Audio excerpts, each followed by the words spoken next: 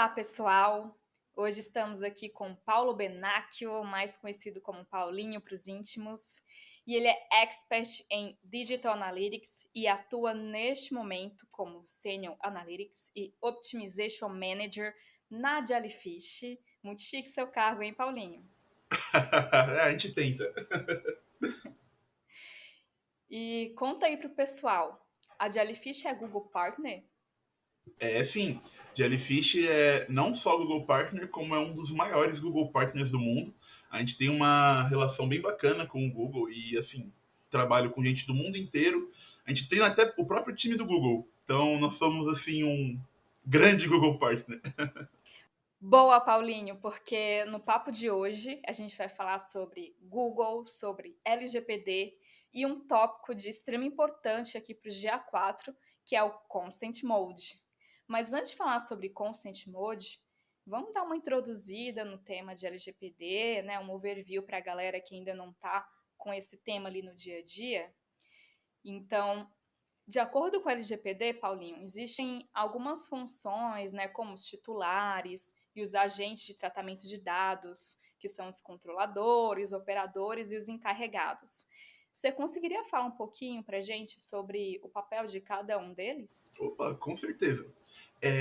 Bom, a gente, na teoria, né, da LGPD, os agentes de tratamento de dados, os controladores, operadores encarregados, né, são as formas que a gente usa para classificar as pessoas que vão ser os responsáveis, né, por garantir que a coleta de dados e o tratamento desses dados estão seguindo as boas práticas, estão dentro das leis especificadas pela LGPD. Então, são as pessoas que, com um trabalho em conjunto, vão garantir que a gente está em compliance, né, com a lei, como a gente costuma falar no mercado.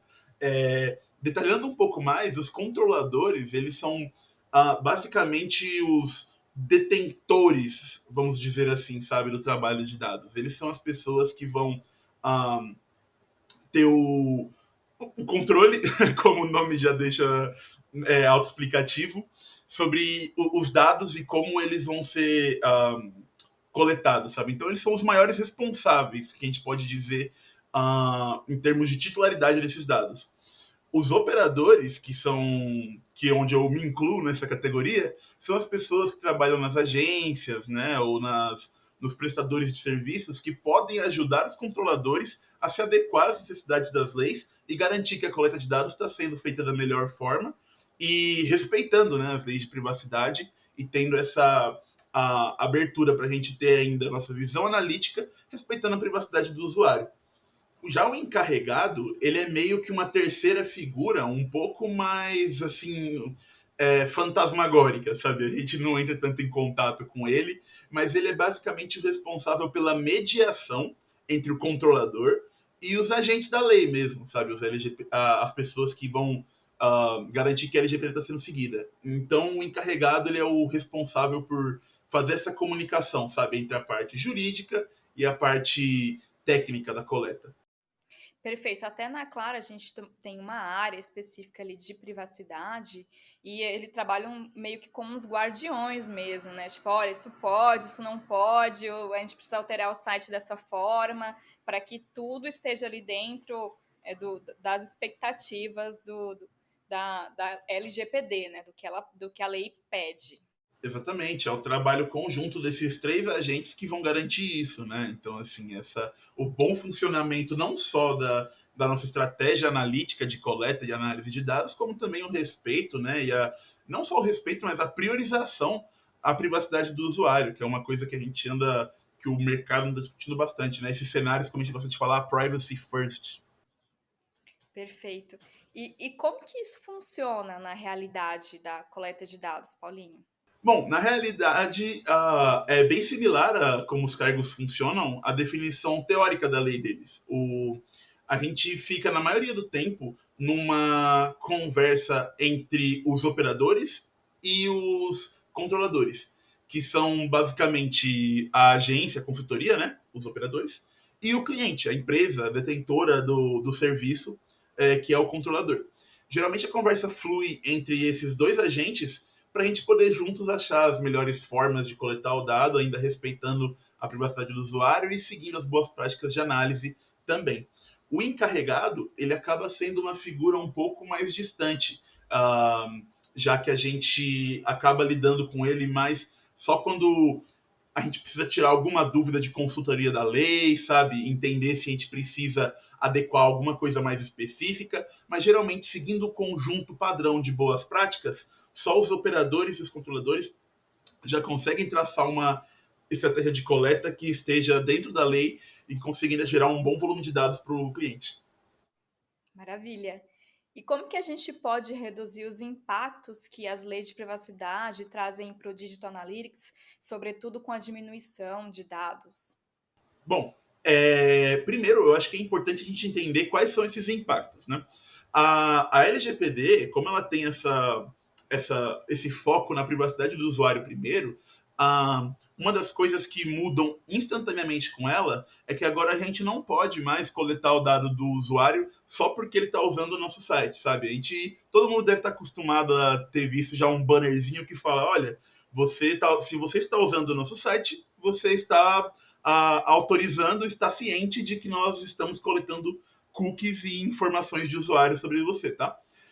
Isso agora com a LGPD não pode mais. A LGPD diz que a gente precisa de consentimento explícito do usuário antes de poder coletar os dados dele. Ou seja, antes de eu poder coletar qualquer informação sobre o usuário, qualquer dado que envolva esse usuário, eu preciso que ele me dê uma autorização clara, que diga eu concordo, sabe? Com o fato da gente estar coletando informações sobre ele. Então, dado essa natureza da LGPD, né, de ser privacidade primeiro, a gente acaba tendo alguns impactos, principalmente em connect rate, que é basicamente como a gente mede o status de conexão entre uma plataforma e outra, sabe? Então, falando em termos gerais de analytics, por exemplo, quando a gente vai coletar um dado do usuário e ele entra na sua página, se você não tiver o consentimento explícito dele, para você de fato começar a coletar esse dado, o que pode acontecer é que o usuário pode usar o seu site, navegar, fazer o que ele precisa fazer no seu site, não, não acordar com o seu banner de consentimento para coletar os dados dele, então você perdeu toda a jornada do usuário, toda a usabilidade que o usuário fez no seu website, tudo isso foi para as cucuias. Então é importante a gente entender esses impactos para então começar a pensar em solucionar eles. E uma das formas que a gente pode usar para reduzir esses impactos está centrada majoritariamente agora numa mudança da lógica do mercado. Então, a gente está vendo, já que agora a gente precisa muito dos dados do usuário, né? Porque o mercado se acostumou a ter dados, a conhecer o seu usuário, conhecer o seu cliente e ter todas as informações dele na palma da mão.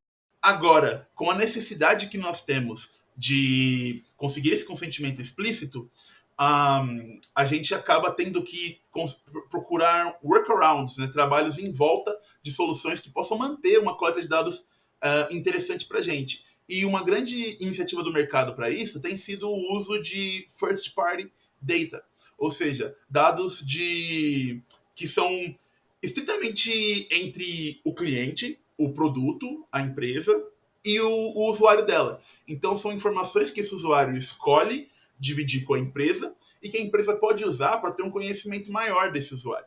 Então, a gente está reduzindo cada vez mais o uso de cookies de terceiros e focando em cookies first party para a gente poder ter essa informação, sabe, proprietária da empresa sobre o usuário e poder usar ela sem infringir a lei. E tendo esse dado mais explícito e dado pelo próprio usuário, a gente consegue ter um controle bem maior, né, das nossas estratégias digitais e ainda respeitar o que a lei tá pedindo da gente.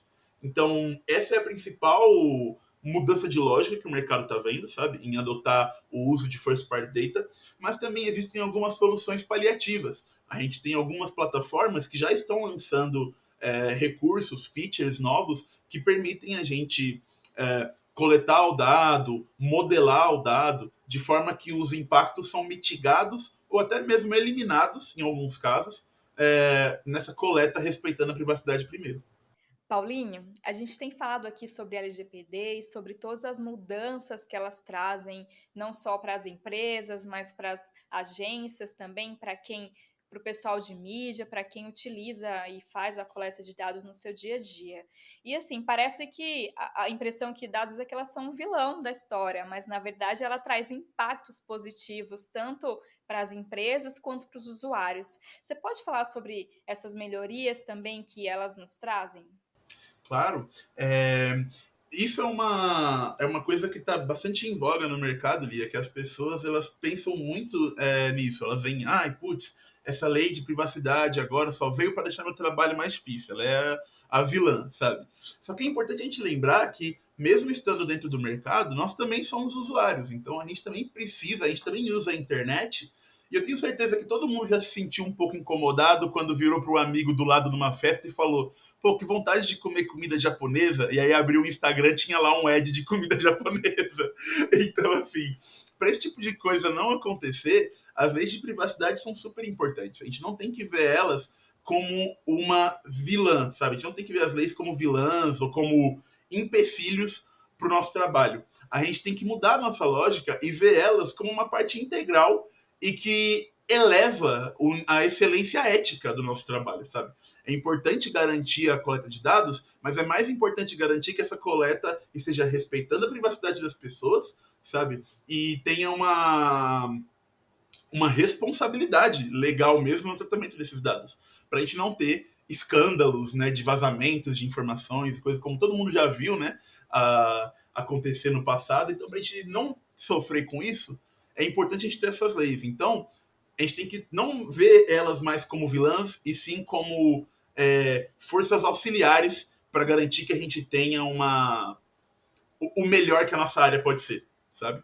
Então, isso acaba trazendo uma série de coisas positivas também. A gente não tem que olhar só para esse lado negativo, porque, como eu falei, a gente ter um dado mais em conformidade com a lei, que a gente sabe que está respeitando os direitos da privacidade desse usuário, trazem coisas positivas também, principalmente para a empresa.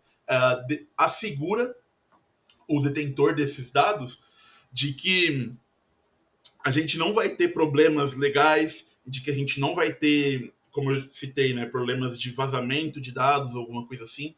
Então, ela não vem só proteger o usuário, ela vem também para proteger o mercado e proteger tudo, todo que encapsula, né, o desenvolvimento e as tecnologias de Martech.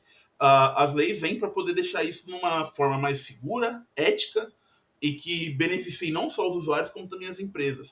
Uh, é isso.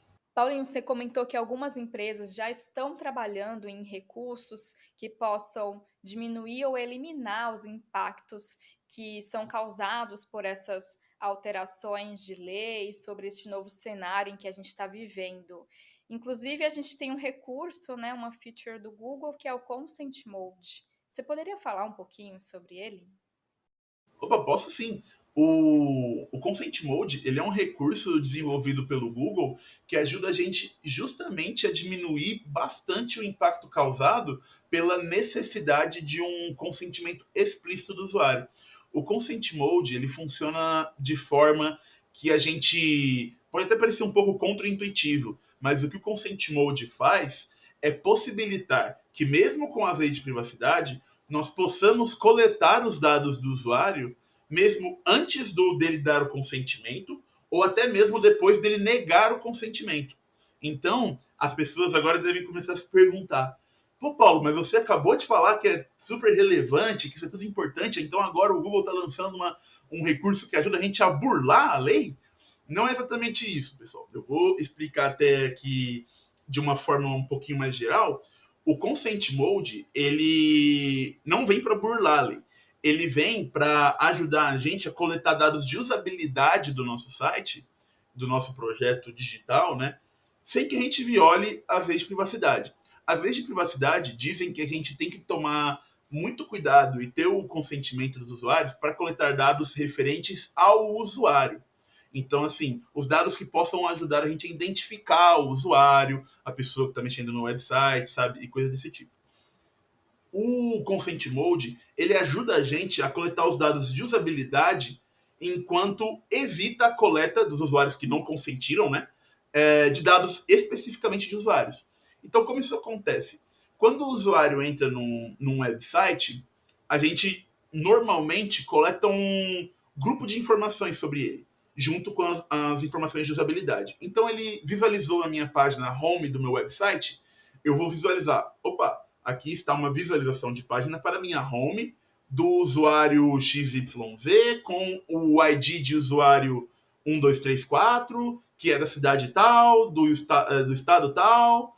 Então, assim, a gente coleta uma série de informações que vão ajudar a gente a contextualizar esse usuário e ajudar a gente até a impactar ele de formas diferentes no marketing, né, com ativação de mídia e coisas do tipo. Com as leis de privacidade, que dizem que a gente tem que tomar cuidado com esses dados específicos do usuário, o Consent Mode ele ajuda a gente a fazer o quê? Quando esse usuário entra no site e digamos que ele vê o seu banner de consentimento e ele ou ignora o banner ou nega a coleta de cookies, o que o Consent Mode faz é o seguinte, ele permite que a gente possa continuar coletando os dados. Então, assim, esse mesmo usuário visualizou a minha home, como o exemplo que eu dei, a gente consegue ver ainda essa visualização de home. Então, eu vou ter mais um na minha contagem total de visualizações da minha homepage. Mas todas as informações de usuário que eu mencionei que a gente teria normalmente, como cidade, estado, um user ID, alguma coisa assim para identificar o usuário, vão ser removidos desse hit, né? dessa visualização de página. Então, virtualmente, isso acaba virando somente a soma de um valor. Esse usuário ele vira só um mais um nos meus relatórios de visualização de página, sabe? E eu não tenho informações de usuário dele. O Consent Mode, ele pega todas essas informações e modela elas junto com os usuários que de fato deram o consentimento. Então, esses dados são todos modelados juntos, de forma que a gente não possa separar eles. Então, por exemplo, eu não posso virar e falar assim, construir um relatório, né, que diga, me mostre os usuários que visualizaram a minha homepage, que me deram consentimento, e os usuários que não me deram consentimento. A gente não pode fazer isso. Se a gente pudesse, a gente não estaria em consentimento em compliance com a lei. O Consent Mode, então, ele faz o quê? Ele modela esses dados não consentidos junto com os dados consentidos, de forma que a gente consiga ainda ter todas as informações que a gente está acostumado a ter sobre a usabilidade do nosso website, enquanto remove desses usuários específicos que negam o banner, que não aceitam o banner, remove essas informações de usuário, permitindo que a gente tenha ainda a visão completa das jornadas, sabe, e de usabilidade geral do site, sem violar a privacidade desse usuário, que não quer ser, né, identificado. Perfeito. E você comentou sobre modelagem, sobre os relatórios que são disponibilizados ali pelo Google Analytics. Essa modelagem dos não consentidos com os consentidos, ela é feita ali por algum aprendizado de máquina? Você conseguiria falar sobre isso? Sim, tem a ver com inteligência artificial, sim. É até importante a gente mencionar que o Consent Mode ele funciona melhor justamente com o GA4. Ele existe também esse recurso de Consent Mode para ser aplicado no que a gente conhece hoje como UA, né, o Universal Analytics, o GA3. Mas ele não tem essa funcionalidade tão avançada como a gente está descrevendo aqui no GA3, somente no GA4, que possibilita a gente de fato coletar esses dados mesmo sem consentimento. Isso justamente pelo que você mencionou, inteligência artificial. O GA4, grande parte do que compõe ele é esse trabalho de modelagem através de inteligência artificial e machine learning. A modelagem desses dados coletados através do Consent Mode são incluídas nisso. Eles chamam na plataforma de Behavioral Modeling, ou modelagem comportamental. É basicamente a modelagem que o Google faz com o machine learning deles para poder, né, usando a inteligência artificial, para poder, de fato, aglutinar, né, juntar esses dados consentidos com os não consentidos, de forma que a gente ainda esteja compliance com a lei. Então, o GA4, ele tem ele se inclina muito sobre essas soluções de inteligência artificial. E isso só tende a aumentar, especificamente com esse advento enorme que a gente está vendo, né, das tecnologias de inteligência artificial ficando cada vez mais avançadas, cada vez mais surpreendentes, né, com a capacidade delas de gerar inputs, né? A gente viu muito isso com as imagens de inteligência artificial, o chat GPT agora, que está fazendo muito sucesso também com as pessoas gerando texto.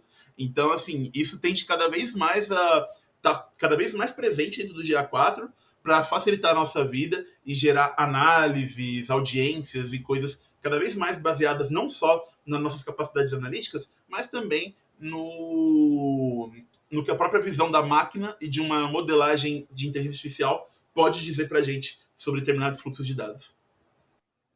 Então, pessoal, que aula a gente recebeu hoje do Paulinho. Só queria super agradecer pela sua disponibilidade em estar aqui hoje, em falar sobre Consent Mode e todas essas nuances que fazem parte desse novo cenário com LGPD. E fica aqui o convite também para, num próximo momento, você estar aqui novamente. Você já faz parte da família Mente Analítica e é sempre super muito bem-vindo. Ah, com certeza. Eu adoro sempre estar aqui com você, criando conteúdo. Pode contar comigo. Sempre que precisar, vou adorar estar aqui presente para passar aí o conhecimento que eu tenho. Maravilha. Então é isso, pessoal. Por hoje é só. Muito obrigada, Paulinho. E a gente se encontra numa próxima. Tchau, tchau. Tchau.